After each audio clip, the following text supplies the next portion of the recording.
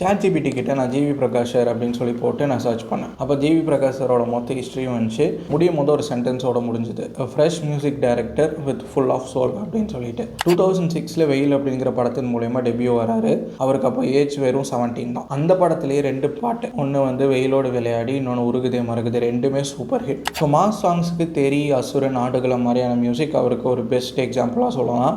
So பியூட்டிஃபுல்லான மெலடிஸ்க்கு உருகுதே மருகுதே, உம்விழிகளில், யாத்தே யாத்தேன் மாதிரியான சாங்ஸை அவர் ப்ரொடியூஸ் பண்ணியிருக்காரு.